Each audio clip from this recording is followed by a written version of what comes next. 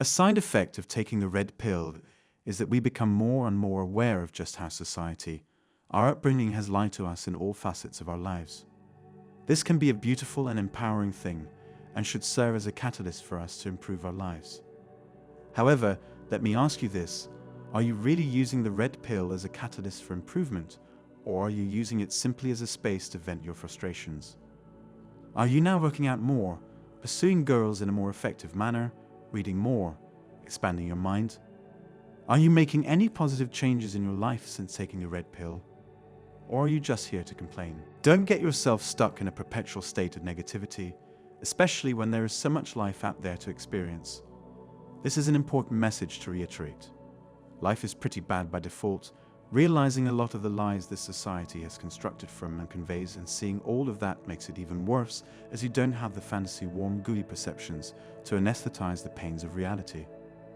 Reality is a pretty harsh place, but you need to understand it to be able to have the power to cultivate your own reality into what you want it to be, to make that cash money, to sleep with any women you want, to jet set, to be well read, to have a family, to be a multi-millionaire, whatever it is you want, rather than let the system assign you a preselected power-limiting role which curbs your civil liberty, personal power, your own perception of yourself, your ability to hold influence, and a bunch of other crap. Oh, taking the pill can actually make life seem worse.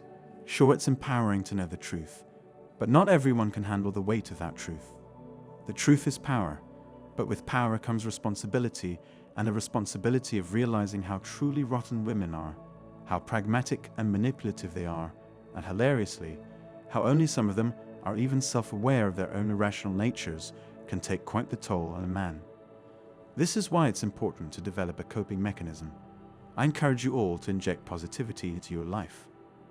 Watch stand-up comedy, go join a comedy club. Honestly, stand-up for the most part is red pill. You can get away with saying what you like as long as it's funny.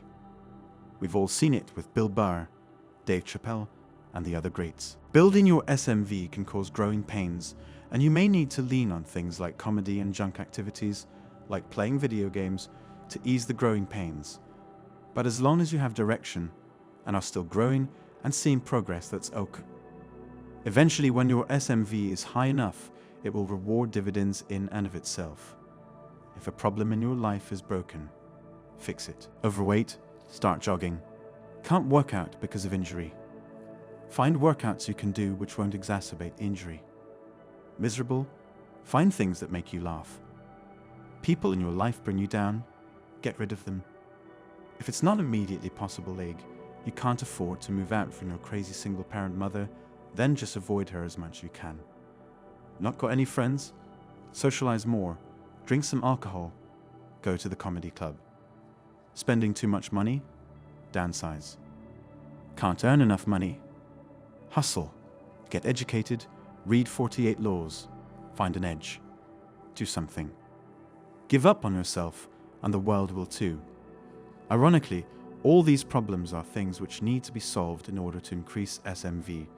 And once your SMV is high, you will find none of these things are problems. We're all on the path, and all of us are at different stages of the path in periods of life. Some of you are doing this for the first time. Others of you have been burned before and are doing things you've already done before to rebuild. Whatever. Have the mission and go for it. Lethargic because you've got no energy? Drink water. Blueberries. 1 lemon in your tea a day. Make that green tea. Get at least 7.5 hours sleep per night. If you have an urgent deadline, take power naps in 1.5-hour patterns, as that's when your REM cycles end, and that way you don't feel groggy. Life is hard and unfair, and women are heartless, ruthless observers of your value who will use you for basically any benefit you can provide.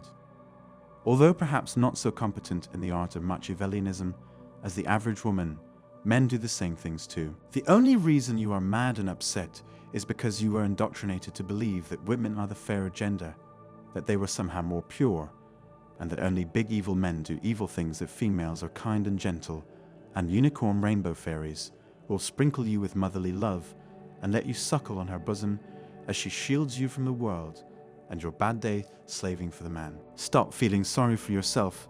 Toughen up. Sometimes it's tough. Find a way to cope. I've listed a bunch of ways. Fix your problems. Stop finding excuses. Give yourself a slap. Feeling lazy right now? Go under the shower for 2 minutes. Make sure it's cold. Not freezing cold, just quite cold. It will raise your tea and make you motivated. Go on. Do it.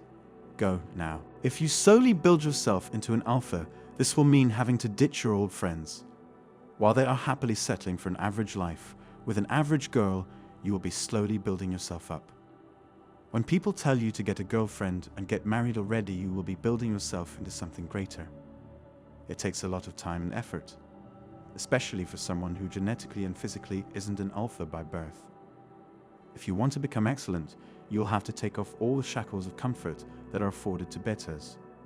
Society, the media, and every other influence is doing their best to make you a beta again.